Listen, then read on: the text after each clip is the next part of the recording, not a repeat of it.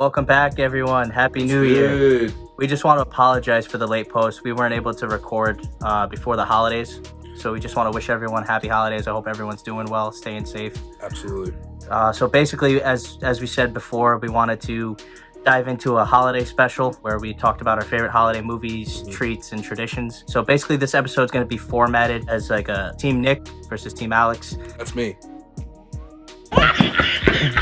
And so basically, once the video is coming towards an end, we're going to ask you guys to, in the comments, vote whether you'd like to join Team Nick or Team Alex. I hope you enjoy the video. Here we go. So first up, we're going to go with Team Nick. We're actually going to start off with our favorite treats and snacks. For me, mine have to be Snickerdoodle cookies. I can't get enough of those things. Those are the cinnamon ones. Yeah. Those things are. I just mow them down. Yeah. Me. So another thing that I actually really like are the little Debbie tree cakes. Those are really good. Those are the ones with the cream in them, the cream filling. Yeah, it's got like the white cover, and it's got like the red and green lines. Oh and the my dots god! on them. Yeah, those things are good. And then the last thing and it's been a big thing in my family anyway. You know, every Christmas, each of the kids would get a try popcorn tin. So it's got like the caramel. It's got it's like this big, yeah, right? it's got it's parted in three ways, and it's got the caramel, the white cheddar, and then obviously the cheddar. Oh gosh, that eats. My problem was like I just would mow down one, and then the other one I kind of put them in priority. So I put it in the cheddar, then the white cheddar, and then I would save the caramel for last. Now white cheddar, best cheese for a sandwich, best cheese flavoring for a popcorn. I have to disagree. I love the cheddar. I love regular cheddar. I'm a big white cheddar guy. White cheddar. I mean, that's what I use. But when it comes to the popcorn tins, everyone who likes white cheddar out there, let me know. I think we're talking about Team Nick here. We're going to be talking about the traditions. So basically with my family on Christmas Eve, we used to do Secret Santa every year. We used to do that like from when I was 9 up until a couple of years ago. Now it's just been so hard getting everyone together for the holidays, you know, with everything that's going on out there. So now with the family that does come for Christmas Eve, we do something a little different. We do kind of like a white elephant thing where we just buy a bunch of gifts, we throw them into a pot. Someone chooses the first gift, and then from there, people have the option to steal it. And then as more gifts come in, you know, everyone's just exchanging. And then obviously you end up with whatever you end up with. And then like another thing that we do is like Christmas Day, we would open up our presents first, because we would do stockings and presents. But we do our presents first, and then we do stockings second, because it's like opening up more gifts. You know, you get a little more of a surprise. And then like after that, you know, my dad would throw on whatever sports was going on, football, basketball, and he would just cook the most amazing food. We're talking like pasta sauce. Pasta. Oh my god. You've had that sauce. Ming. And then he would do he would then do like a nice like honey ham. He would put that in the oven.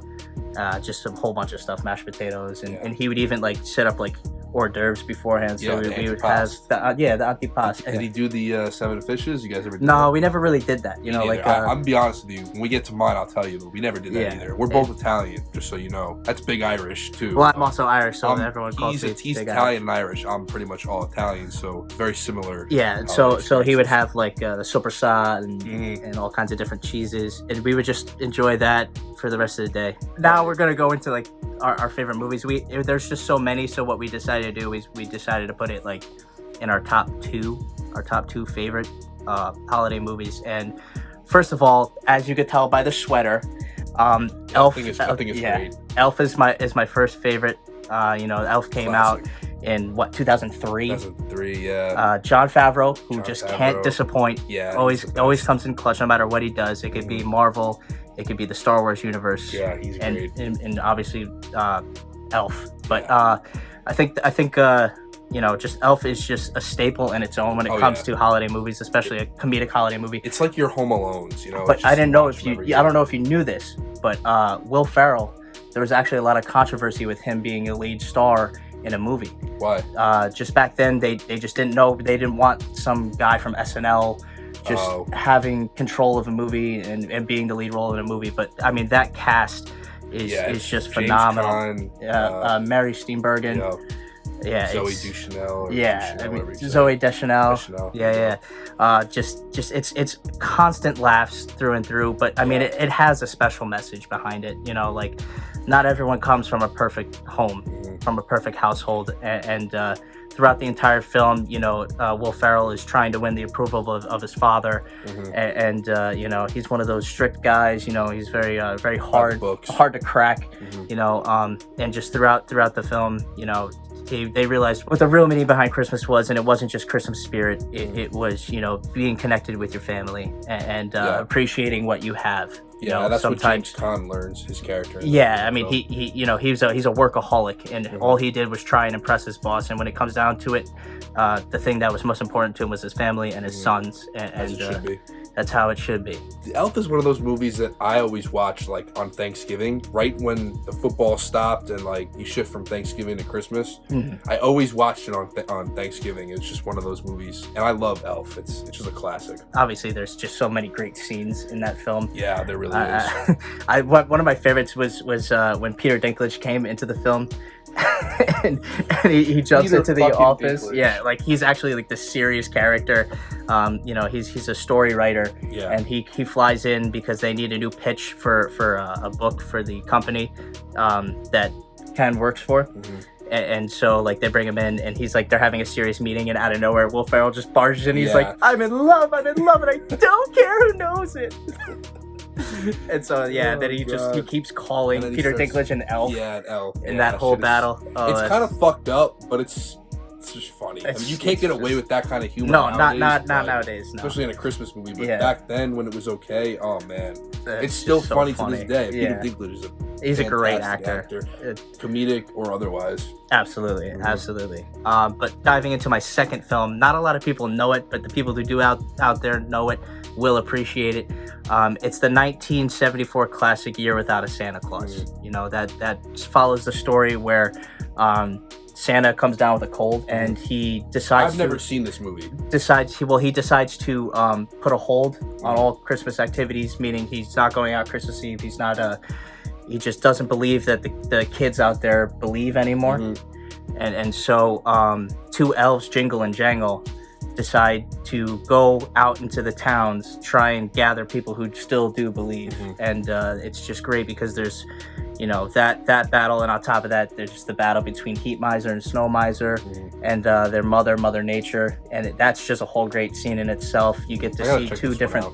You get to see two different sides. They actually did a remake. I forget what year, but they did like a live action remake because this is like a claymation kind of thing. Oh, okay, that's cool. Yeah. Interesting. So they decided to do a remake. I forget what year. It might have been like Who mid. directed the remake? Tim Burton? Because I can see, because he did like the Nightmare Before Christmas. No, I don't think it movies. was. No? It was a live action. I think it was probably like mid to late 2000s, and it starred John Goodman as like Santa, Goodman's great. and He's a good Santa. Harvey Fierstein played like Heat Miser. Wow. Yeah, it was a pretty interesting movie, but obviously the original is a classic. So those are my two top movies. So that's Team Nick. Now we're gonna go on to Team Alex. That's me. So for Team Alex, let's start with snacks. For me, I'm a big fan of just those like Arthur Ave Christmas cookies, like assortment that you get. I mean, I'm Like not the a rainbow big, cookies. Yeah, and exactly. things The like rainbow that. cookies, the ones with like the jelly in the center. You guys know what I'm talking about. It's a dessert specific to me and my family, but maybe other people have made it. It's called Better Than Sex Cake. And yes, actually, no, it's not better than sex, but it's pretty damn close. What it is, it's basically like this chocolate and caramel cake with like marshmallow, caramel, and toffee. I'm a big Heath bar guy, big toffee guy. So this cake is like, what the fuck? It's my aunt, God rest her soul. She used to call it Better Than Sex Cake. It's kind of like warm, but like cold too. Like the caramel is like heated up, but like the marshmallow isn't. Literally remember it as all the adults when they used to get drunk, they'd always be like, Better Than Sex Cake. Yeah, shut the fuck up. But Now, does your family do any traditions? Yeah, we don't have many traditions on, pretty standard Christmas Eve, Christmas, but I have a big family, and when we all get together on Christmas Eve, we do this really nice Christmas caroling session. We do all the main songs you can think of, but we finish it with a grand performance of the 12 days. And so, like, everyone will be assigned a part. My cousin Jeff used to orchestrate it. He'd assign everyone their days, and because there's a lot of us, there'd be like 3 or 4 people to a day. Traditionally, I always had 3 French hens with my cousin Dan and my brother Pat. 3 French hens is pretty early. We have like 7 times to say it per song. So every year we try to do like funny things when we do it. So like we'll like sit behind, like we'll go out of sight, and then when it comes on, I'll be like 3 French hens or something like that. Like we just get creative with it, and it's just a good time. After the better the sex scene, of course.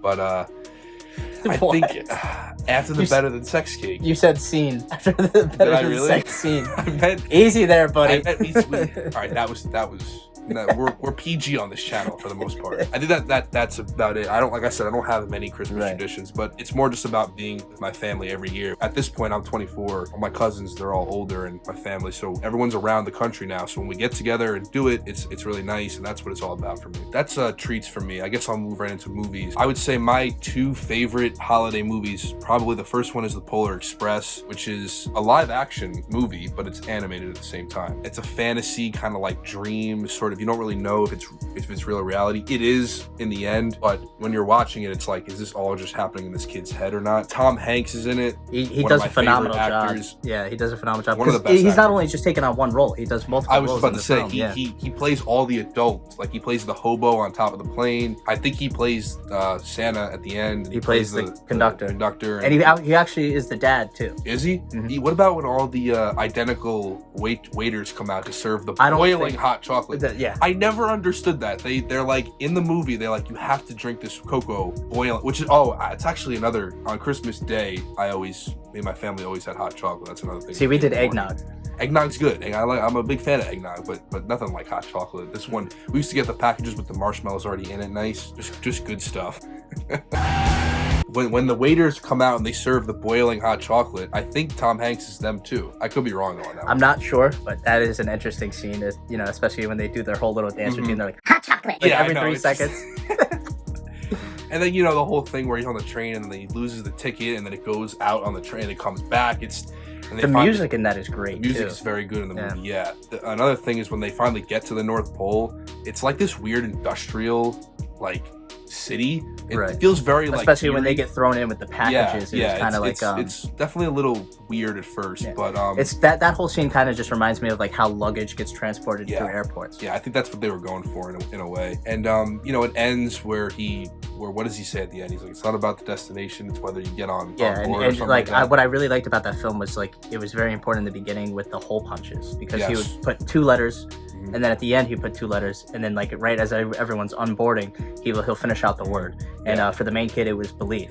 Right. Yeah, that Billy kid, right? Oh yeah. He's like the poor kid, and he doesn't like get the gifts.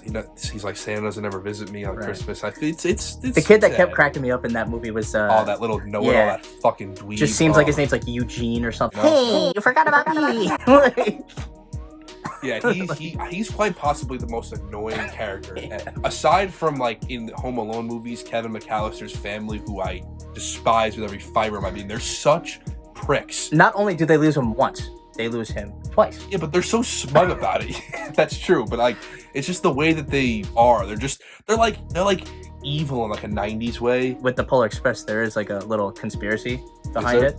Like the ghost, the hobo, he is, the scene when they're going towards like that dangerous cave thing with all the teeth and stuff. Yeah. And like out of nowhere, he just like disappears, like right as they're entering the mouth of the cave. Yeah. There's a theory going around that he actually used to work on the train, and he would work up on the top of the trains. And when it got to that point, that's where he died. So he's not actually able to go beyond that point. That's so dark. It's dark. All right, let's jump into my second favorite movie. Might be a hot topic. People might not even know about it. They might be like, why are you saying this movie instead of like Home Alone or like the Santa Claus or those movies? But I'm gonna go for it because I'm a big Vince Vaughn guy. And not 4 Christmases. I'm talking about Fred Claus.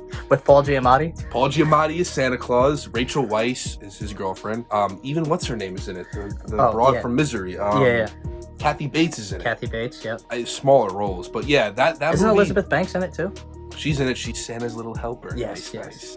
Nice. Yeah, that movie's about Santa's older brother, and he kind of has this chip on his shoulder because he can never make his parents proud because Santa was always, or Nicholas, Saint Nick, was always stealing his thunder. Mhm. And it's really kind of sad, but it's also kind of nice because it makes for, when you cast someone like Vince Vaughn as Fred Claus, it makes for his improvised, like, fast-talking style that he does, and he's just great. I love Vince Vaughn, and I think you do too. He's so friggin' funny. And he's great in this movie, and so is Paul Giamatti. They have really good chemistry. Kevin Spacey's in it. He's like he's the antagonist. The antagonist who kind of like wants Santa to fail, because Fred goes to visit Santa Claus in the North Pole, and he helps him through the holidays so that he can buy a house with his girlfriend or something. And the hijinks that ensue when he gets there, and then Kevin Spacey's character kind of pits them against each other, and he puts the North Pole on like a 3-strike basis. If they fuck up 3 times, they get shut down, and it happens in the end. And then the whole ending where like Vince Vaughn decides to like be Santa and like deliver all the presents and does that selfless act for his brother, who he's always been kind of selfish towards. And then, you know, Santa, where he gives him the birdhouse, and he's like, sorry for chopping down your tree, and always overshadowing you in the past. I watch it every year. It gets funnier and funnier. The Santas, like the elf like assassins that like attack him when he first gets there. What do you think about it? I like it. Shutting you down. For all of you who don't know what that means, we don't even know what it means. It's just something stupid. It's just something we do. But the memes actually come from our friend Reg. We went to Reg. We went with him on a trip to South Carolina. We went to Myrtle Beach, and I was lucky enough to sleep with him. And anyone that knows him, he is like the worst person to like bunk with. The snoring. He snores so loud, and he'll fall asleep in 2 seconds. And so I'm like a heavy sleeper, but it takes forever for me to fall asleep. Too. So I was getting ready to go to bed. I was watching a little TV, and out of nowhere, all I hear is.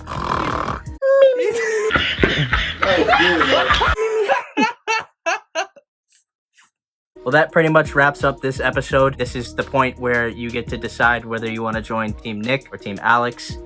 All know what the right choice is here.